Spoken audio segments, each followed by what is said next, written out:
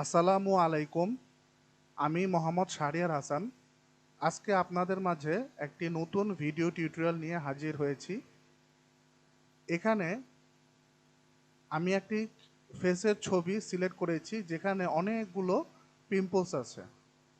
তো আজকে আমরা দেখব ফেসের এই পিম্পলসগুলা মুছে দিয়ে কিভাবে ডান পাশের এই ফেসের ছবির মতো স্কিনটাকে স্মুথ করা যায়।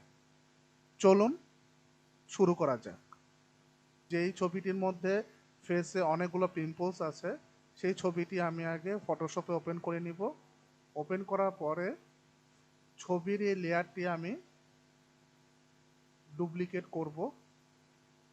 ডুপ্লিকেট করার পরে এখানে যেই ছবিটি ডুপ্লিকেট করলাম ওই ছবিটির লেয়ারটিকে সিলেক্ট করে লেয়ারের যে মোড আছে ওই মোডে যে এটাকে আমি ভিভিড লাইট করে দিব। ভিভিড লাইট করে দেওয়ার পরে আমি এটাকে কিবোর্ডের কন্ট্রোল আই প্রেস করব। কন্ট্রোল আই প্রেস করলে এরকম একটা সিনারিও আসবে। তারপরে আমি ফিল্টারে যাব, ফিল্টার থেকে আদার্স থেকে হাই পাসে গিয়ে এখানে আমি এই রেডিয়াসটা একটু কমাবো এবং বাড়ায় দেখব যে কোনটা ছবির জন্য সুইটেবল হয়। সব ছবির জন্য সব রেডিয়াসের মানটা সঠিক নাও হতে পারে। আমার এই ছবিটি আমি একটু বাড়িয়ে দেখি, একটু বাড়ায় দেখলাম কেমন দেখায়, না বেশি ঝলসায় গেছে। আমি আর একটু কমিয়ে আনি, কমিয়ে আচ্ছা আমি এটাকে 20 দিই, দেখি কেমন আছে। 20 দিলে একটু দেখা যায়। আচ্ছা আমারটাতে আমি এখানে 20 দিই, 20 দিয়ে ওকে করে দিলাম। তারপরে আমি আবার ফিল্টারে যাব, ব্লার থেকে গসিয়ান ব্লারে গিয়ে আমি এটা একটু কমাবো ফার্স্টে, দেখি কেমন দেখায়, না এটা ভালো দেখাচ্ছে না। তারপরে আমি আর একটু বাড়াবো, না আমার ওই মুখের এই গর্তগুলো ফেরত আসতেছে। আমরা বাড়িয়ে কমিয়ে দেখব যে মুখের রেডিয়াসে কোন রেডিয়াসে মানটা দিলে মুখের গর্তগুলা দেখা যাবে না, রিমুভ হয়ে যাবে। আমার আমার মনে হয় আমার এই ছবির জন্য 1.2 মানে রেডিয়াসটাই ঠিক আছে। দেখুন এখানে মুখের ওই দাগগুলা নাই। আমি যদি এটাকে বাড়িয়ে দিই, দেখুন দাগগুলা ফেরত আসতেছে। আমি যদি 1.2 দিই, দেখুন ওই দাগগুলা চলে গেছে। আমি যদি 2 দিই, 2 দিয়ে দেখি, 2 দিলে একটু বোঝা যায়। আচ্ছা 1.8 দিয়ে দেখি, 1.9, হ্যাঁ 1.9টা ঠিক আছে, 1.9টাও ঠিক আছে। 1.2টা দিলে আরো বেশি ঠিক আছে, আমি 1.2টা দিয়ে ইউজ করব। ওকে দিলাম। গসিয়ান ব্লারের ভ্যালু অ্যাপ্লাই করার পরে আমি এটাকে মাস্ক করব। অল্টার প্রেস করে মাস্কের এই বাটনে ক্লিক করলে লেয়ারটি মাস্ক হয়ে যাবে।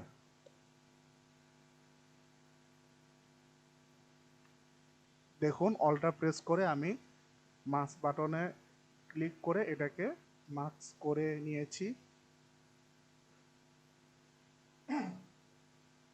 এখন আমি ফোরগ্রাউন্ড কালার হোয়াইট রাখবো, ব্যাকগ্রাউন্ড কালার ব্ল্যাক রাখবো, রেখে ব্রাশ টুল নিব। ব্রাশ টুল নিয়ে এখানে ব্রাশ টুলের আমি সফট ব্রাশটা নিব আর সাইজটা একটু বড় করে দিব, যেটা সুইটেবল সাইজ লাগে ওইটা আমি নিব, আর হার্ডনেস কমায় রাখবো, রেখে দেন আমি এটাতে আস্তে আস্তে প্রেস করব। কেয়ারফুলভাবে প্রেস করে দেখতে হবে যেন মুখের পিম্পলসগুলো ডিলিট হয়ে যায়।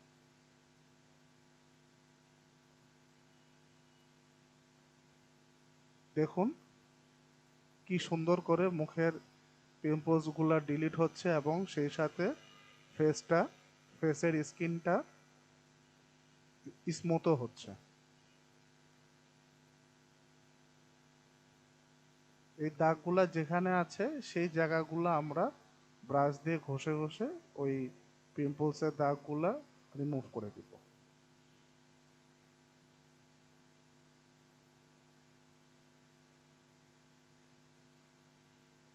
যেই জায়গাগুলোতে পিম্পলস নাই ওই জায়গার ফেসের স্কিনটাকে স্মুথ করার জন্য আমি অপাসিটি কমিয়ে দিব। অপাসিটি এখানে আমি 32 রাখলাম,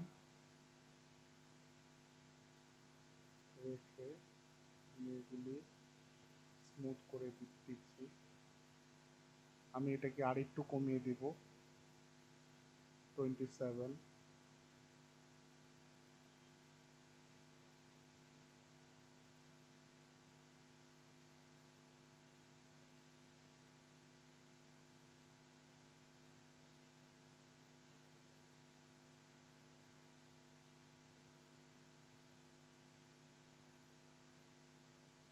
এই পোর্শনটুকুন স্মুথ করা বাকি আছে। এই পোর্শনটুকুনটা আমি ছবিটি জুম করে এটাকে আমি স্মুথ করব। জুম করার ফলে আমার ব্রাশটি বড় হয়ে ছবিটা বড় হয়েছে এবং সেই সাথে ব্রাশের সাইজটাও আমার বড় হয়ে গেছে। এটাকে আমি ছোট করে নেব একটু।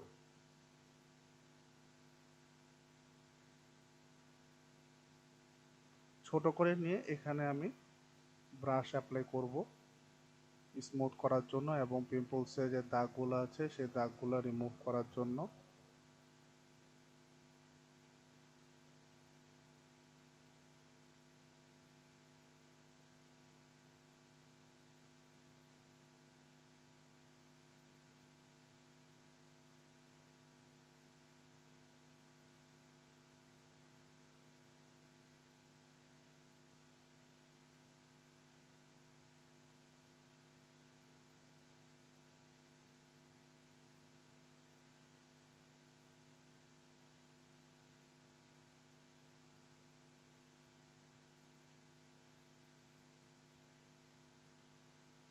আমি এখন এটা জুম আউট করে দেখব যে ছবিটি এখন দেখতে কেমন হয়েছে।